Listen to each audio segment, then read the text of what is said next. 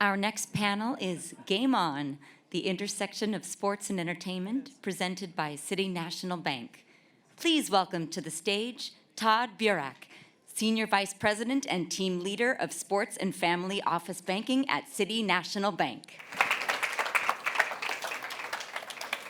We're excited to talk sports with you. I've actually heard in and out of the room today, heard sports mentioned on a couple of the panels, and so we're going to spend the last chunk of the day really diving in on the intersection of sports and entertainment, which is just increasing every day in a lot of different ways. So excited to get in on this conversation, and I'm just going to get out there in the front and say we are not going to talk about Taylor Swift and Travis Kelce, not that sports and entertainment intersection. Don't leave. Last reference. There you go. We're not doing that. Anyway, Scott, nice to see you guys, Ryan, and really want to start and focus our conversation in three facets. We'll get into the companies that you both have launched in sports and entertainment, talk a little bit about yourselves as talent and the journey that you've been on, and then we'll talk about the sports industry more broadly. And Scott, Make Plays Media, take us in. What is Make Plays Media? Why launch it now? And let's start there. Sure. So, hey everyone. I worked at Major League Baseball for mostly MLB Network, and then also on some of their digital projects like the voice of YouTube TV's Game of the Week for MLB for years. And through making friends with players in the game and former players, we felt like as a sport, and I should say more on the player side, they felt like the NBA and the NFL were skyrocketing past them in terms of cultural relevance. There are tons of athletes that have their own media companies, sitting next to one, and almost no baseball players do, yet it's a very large top 3 revenue sport. So very simply, and we can get more into it, but I broke off from MLB with a number of other people behind the scenes at MLB and double-digit players on our roster of hosts to do content, so digital shows that run on YouTube and all digital and social platforms, and then we have distribution deals like with a streaming service called Stadium that'll put it on their streaming app and then also on linear television. So it had not been done, surprisingly, in baseball before. We had many roadmaps for how to create it because it's being done by, Pat McAfee in football and many other names on that front, and same with basketball. And so that's what we're creating, and we're 7 months in. There's been a lot of viral moments from it in baseball, and I think it's made it more fun to cover, and it's a business too, so it's been great. Ryan, tell us about your company. Yeah, my company's Mortal Media. It's a film, television production company. I started with NBA All-Star Blake Griffin, who couldn't make it because he's a bougie NBA player. Who's too good for panels like this. And prior to that, I played 13 seasons in the National Football League, 12 with Carolina, and 1 very forgettable year with the Jets. Prior to that, I played at University of Southern California. I was on those really good I was on those really good teams with Reggie Bush and Lindell White, Matt Leinart, Pete Carroll. Didn't they take away all the wins, though? We're working on that. All right. We're going to get those back. It's a different landscape now. Seems silly looking back on it.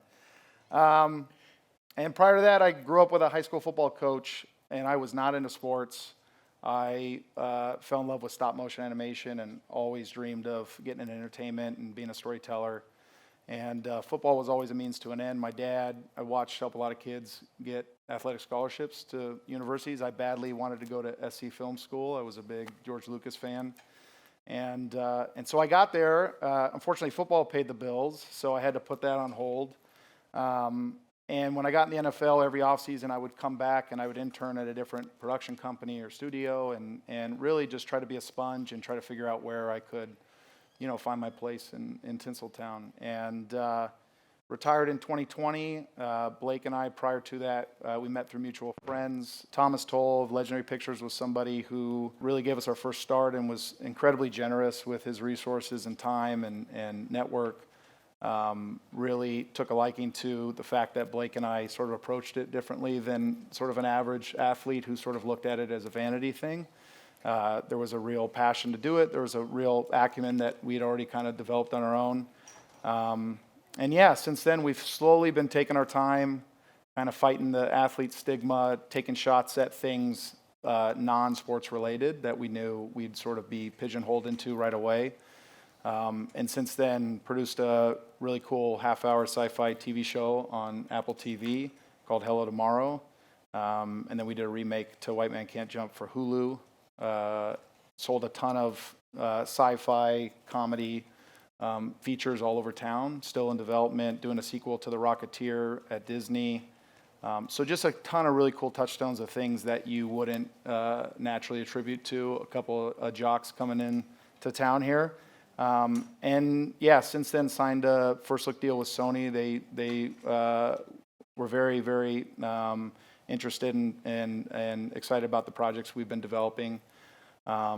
Have since then started getting into the unscripted space, a lot of that driven by the writer strike. And so there's some cool stuff that we've now pivoted to in sports, in the doc space. And yeah, we have a ton of momentum right now. There's a lot of really fun and exciting things we're doing, and it's been a dream come true. What have you learned about the business side of sports now that you're on this side of the fence as opposed to when you were a player? I mean, there's a lot of crossover, honestly, both in sports and in entertainment and on the business side. I think it's why you see so many Lombardi posters framed on business walls. And, it's about building a great team. It's about collaborating. It's about navigating crazy personalities. Mm-hmm. It's about, hard work and relationships. And it's about talent. It's all those things sort of trying to get lightning in a bottle. And so a lot of that has been a great carryover for us. The biggest one I would say is resilience, especially in this town. It's a lot of rejection. It's not as quantifiable as sports. You have a winner, a loser. You played well, you didn't play well. It's a little bit more arbitrary and abstract in this business. And so it's going on a long road trip and really just having the resilience to keep the same excitement and also not be deterred when you fall flat in your face. And Sure. And so that's something we've been good at, and sort of juggling a lot of projects and things we get really excited about and thinking for sure they're going to go through and they don't, and just sort of learning from those experiences and, applying it to the next project that you get involved with. I find it hard to believe that anybody would tell a former offensive lineman and a power forward in the NBA, no. I guess this town is tough. Scott? Well, I will say when you get in the rooms, especially pitch rooms, it almost is an ego check because it's like, I can't run you over, I can't dunk on you, but I can tell you to get the hell out of here and take a glass of water with you. So. Yeah, and Scott, similarly for you, you spent over a decade at MLB Network, very corporate, very big, and then just prior to this season, left and launched Foul Territory. What's that experience been like for you? More in the disruption mode? So authenticity in baseball, I think, was important because there's so much drama going on behind the scenes, and you would hear all about it, but then you can't talk about it. So now you can. Our average audience, if we're just like scaling across all the platforms we're on, is in the 20s.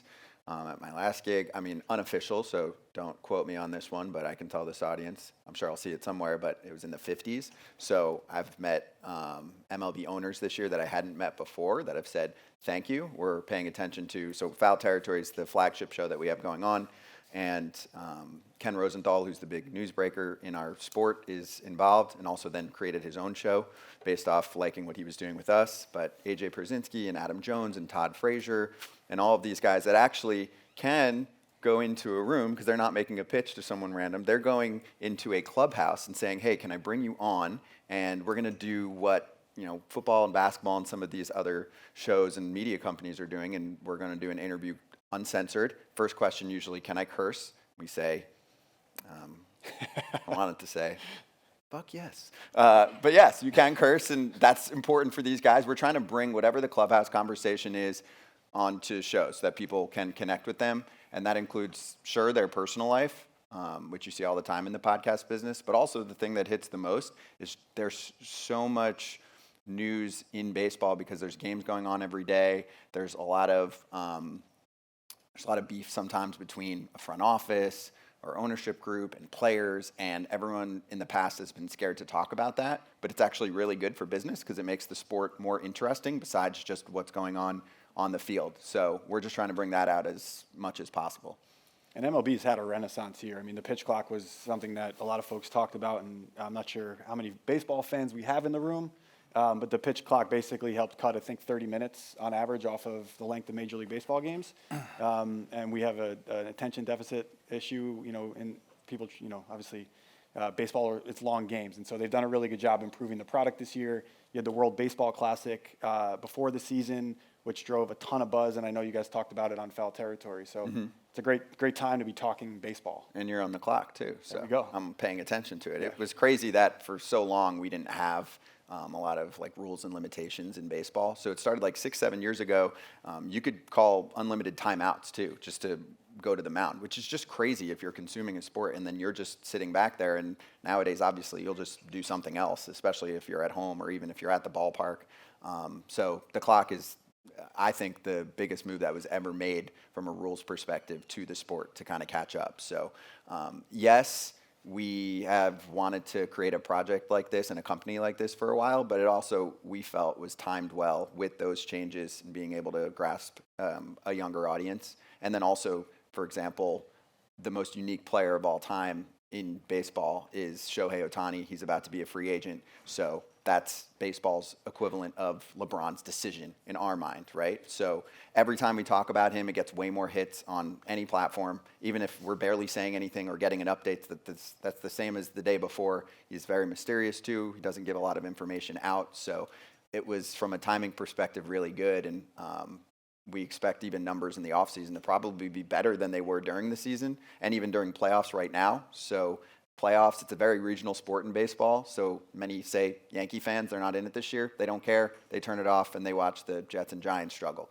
So had to go there. So for us, the way to bring them back in is after the season then. And also, for example, like with our YouTube numbers, we see that people are more into whatever's happening next versus what's actually happening right now, like in a game. So the constant questions for almost all of the interviews with our live audience too, and our live chats with fans will be like, oh, ask so-and-so about if they think they're going to sign this player. Like that's just the number one question that we probably get, beyond even Ohtani. Like, who are we getting in the offseason? And we're still like halfway through that current season. So we're trying to kind of build that up. And then also just from a data perspective, like we just have a lot more. I was in TV, like you get basic ratings, but we didn't really know who our audience is. And seeing a few social media trolls doesn't really help. So now we have like all of the data in the world from each platform to be able to see what people want, and then we keep talking about that. One of the things that I'm following most closely and a big advocate for is the growth of women's sports. And talking with Ryan, yes, absolutely. It's good business and it's good for business. And talking to Ryan backstage, he's actually an early investor in Angel City. Which I mentioned to him backstage, and he knew it, of course, that the valuations on NWSL teams just came out recently, and Angel City had a $180 million valuation, which is incredible and speaks to the potential in women's sports and what's actually happening today. Talk to us about why you were an investor, what you saw, and what you see going forward in women's sports. Yeah, I mean, it was easy for me and sort of serendipitous. I'm a girl dad, so my daughter, she's just a fanatic. She's the opposite of me as a kid. She loves sports and she loves soccer. I know nothing about soccer, but it's been a fun journey really exploring and trying to understand the game, especially the women's leagues. And so we'd gone down the path of NWSL, and she just started asking a lot of questions of how come there's not a team in Los Angeles, and I don't know, it's kind of crazy. And then literally flash forward a week and a half later, I was with a gentleman who was talking about investments in soccer, and I just started asking him a ton of questions that she was sort of asking me, and he had a lot of answers, and he said, you should talk to Julie Ehrman, who led in starting and founding the team. And so I had lunch with her. I think she only met with me because she's a big SC fan. And so we sat and talked Trojan football forever, and then we talked about her vision for not only just bringing a women's team into Los Angeles, but the culture she wanted to build around it, and the type of philosophies that just sold me right away. And so I told her, I was like, I'll write a check today, whatever you need. And so I didn't hear from her for like 6 months, and all of a sudden it was going fast. And then there was all these celebrities jumping on, and it was such a cultural huge phenom in Los Angeles, and we got season tickets for the inaugural season, and just showing up to that was worth the price of admission. And watching my daughters and her friends watch these incredible women run around. And by the way, like, the product is amazing. Mm-hmm. It's a different game, and I enjoy watching the men's game in LAFC. It's a different game, and it's so exciting to watch.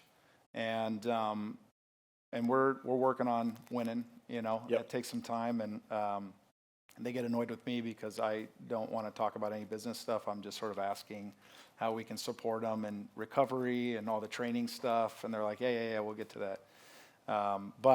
It's been such a fun journey to watch, and incredibly proud of that team that she put together, and Yeah, I think one of the cool things about women's sports, when you look at a couple of the teams that were at the top of those rankings, Angel City being one, Kansas City Current being another, when owners invest in women's sports based on potential, not what they've done to date, the results come. And I look at the example of the New York Liberty, who hopefully are going to beat the Aces in the WNBA Finals the next couple of weeks.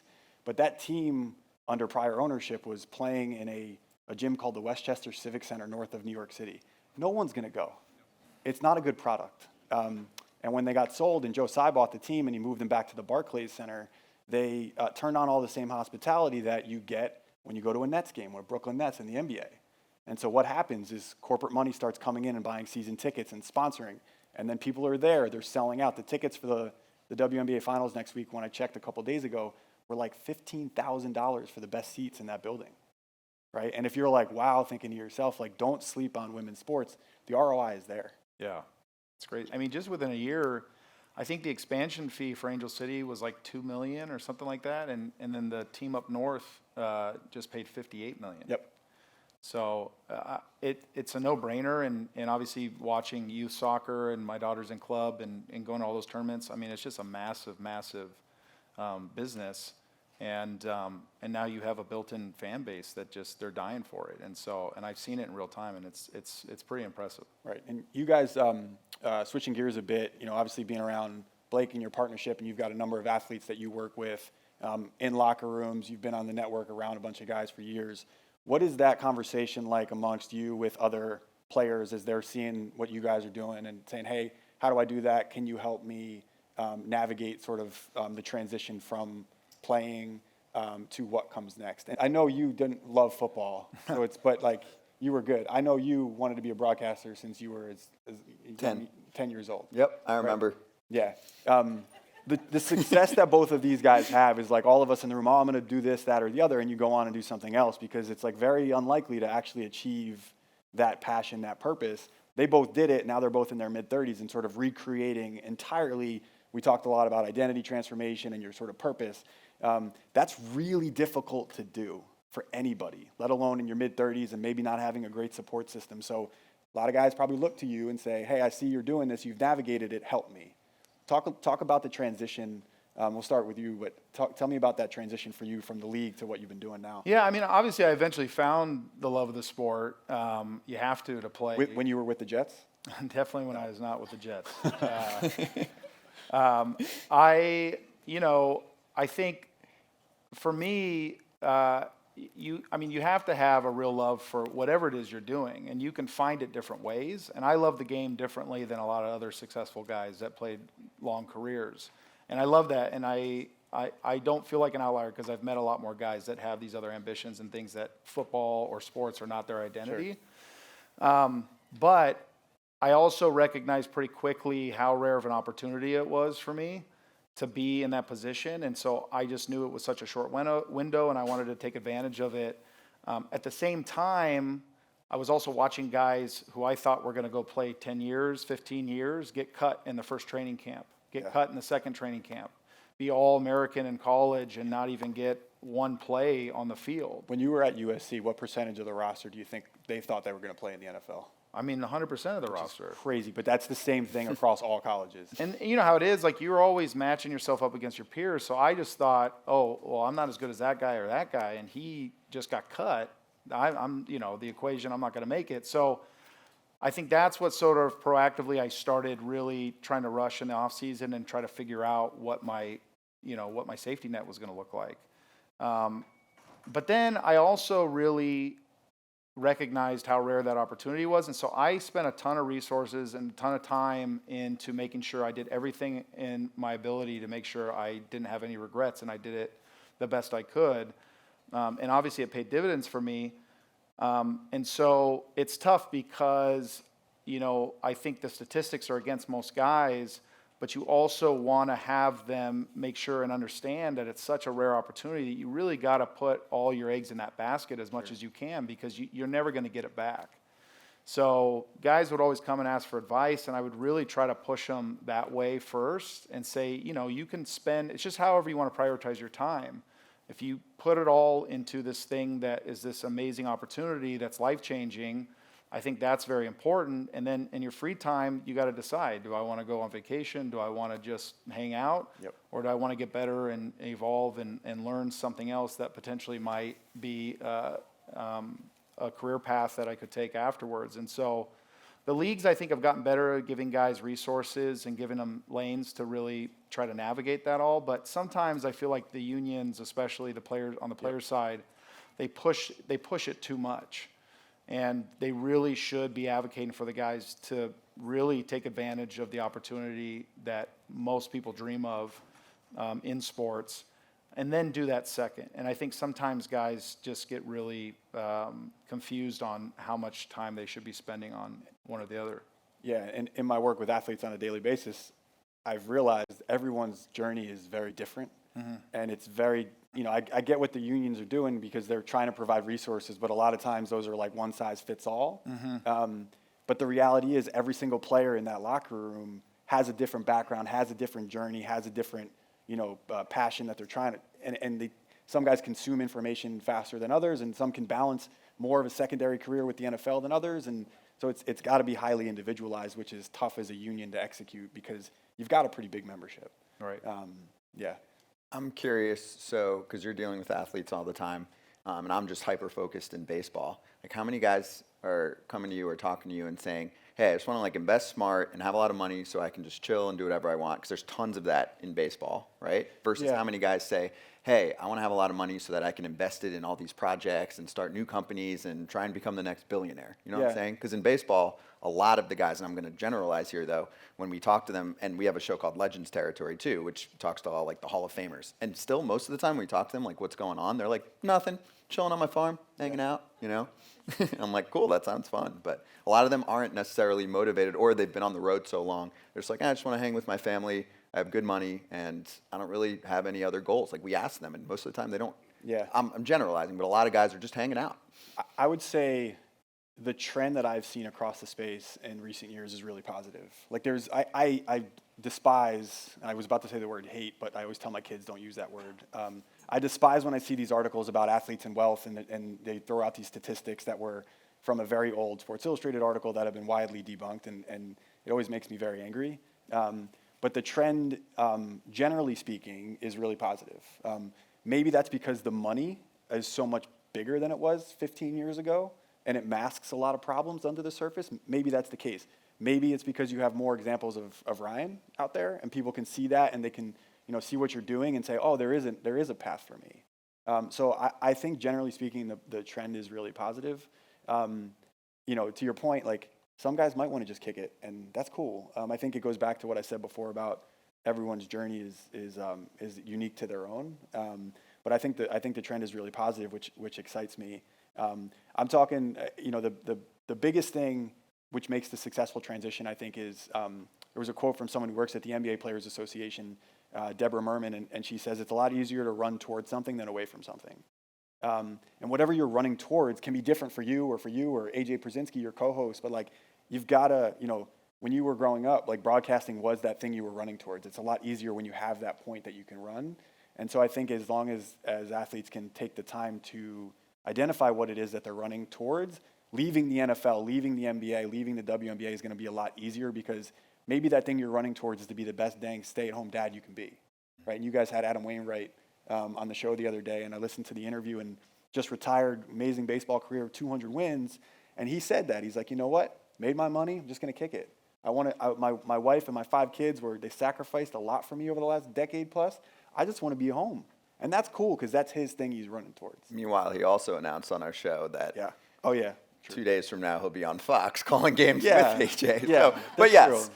but mostly home. But also, he's got that brand going. Yeah. He did a concert at the end. But Yeah. yes, they do make sure, like for the most part, he's even said to us, like, I'm not going to call 160 Cardinal games. Right. And that's the biggest problem in baseball media-wise is in the NFL, most of the dudes retire, like quarterbacks say, like the Mannings have their own company and they're media superstars, and a lot of guys go on Fox and CBS and all these spots. The top tier players, most of them, don't ever end up in media. And so for me, I'm like, well, then we don't have the best voices and personalities in my mind and the most respected and beloved that are a part of the sport once they're done playing. And they might be doing other things behind the scenes. But so what we've tried to do is build home studios, which we were doing for our athlete hosts, because that's the number one thing. We say, what's the problem? They're like, well, the money's not that great for like the TV job for baseball. So they're like, I don't want to do it, and I don't want to travel. I don't want to go to Secaucus, New Jersey, or I don't want to travel for Cardinals games. So we're like, great, we'll set you up at home, which is what many people are doing. And the pandemic definitely helped that front too, where everyone said,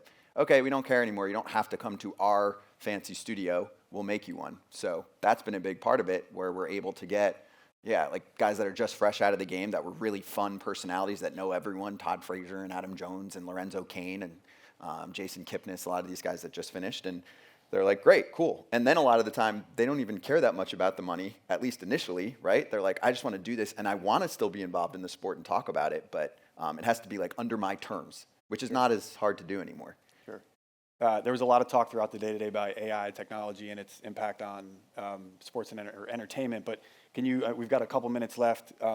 Is there something in the tech space that you're looking at that might impact a sport, any sport in particular that you would want this audience to know about? I'm super fascinated with how coaches are going to use AI. I think it's going to trickle down to all the youth sports too. It's going to be super data driven. It's kind of bananas already in what I'm hearing that's out there. But yeah, no, I mean, nothing yet either. And then there's like the whole thing of how do you game the AI, where you're sort of trying to remove tendencies and things like that. I think more exciting than that is going to be the spatial computing stuff. I think the immersiveness of entertainment, especially in the sports world, is going to be bananas. There's a couple companies we've been looking at that are doing that space, especially as it relates to streaming, spatial computing streaming. So I think it's going to be nuts. I think you're going to be inside the game in a way that you never were before. I mean, we're utilizing it at our company already to help. We're pumping out hours of content every day, and we're still a new company. So it helps a little bit with creative, I would say some on descriptions on things that we're doing. We'll still then jump in afterward. But it's more like logging and getting a lot of the busy work done that we just don't have the people power for right now. So they'll capture the 2 hours of a show and bring out some of the best parts, and then we'll use that to put together descriptions. And then also just for like a deeper dive analytically of what topics are trending. So they'll take numbers from our streaming service and YouTube and social, and then they'll spit out, you made 400 videos this week, here's the top ones. And there's a program that'll do that. And even for some of our like kind of commercials, we've utilized AI quite a bit to come up with just taking stats and then putting them into full screens, and then even voicing them over sometimes. And that's all pretty new, and none of that existed. And we wouldn't have all the people to do that yet. We're out of time, but before I let you guys go, I need some predictions. And this has nothing to do with entertainment AI. World Series champion? Philadelphia Phillies. Ooh, sorry, Dodgers fans. Sorry, Dodgers fans, yeah. And I'll one more. There's a lot of dudes out for the Dodgers right now. One more baseball question because it affects California. Shohei Ohtani next year will be playing for the Dodgers. Ooh. See, that's how you get it back. Spoiler Well, some alert. bad news, Yes. bad news, good news. Dodgers have been saving up. We're early in the season, but you're a football guy, Super Bowl champ. Who's your prediction? Oh, geez, I can't do that. No? I'm too fresh from out of the league. Oh. But one of my good buddies is Christian McCaffrey, and the Niners look pretty decent. So There we go. I've been watching him pretty closely and rooting for him every week. Will someone if someone hears that you gave a prediction out and it wasn't like for their team, will they text you like, what the hell, dude? Yeah, there'll be Yeah. people. Yeah. Because our players, that's why, like, we're still kind of like our player host talking through, like, say whatever you want, but there's always that hesitancy, like, so-and-so is going to be pissed at me and text me. And we're like, so tell them you're on a show. Like, On what your front, job is. You didn't. You when you mentioned your co-host before, you didn't mention Eric Kratz. Yes. And I know he'll give you shit for, Yes. for not doing it. So. Yeah, right. That's another one. Yeah. Much lesser known name, but somebody who spent just as much time in the minor leagues as the major leagues. So that was important to have that kind of person involved in a project like this. Awesome. To use a sports analogy, we're in overtime. You all made it. Appreciate you. This was a lot of fun. Thank you so much.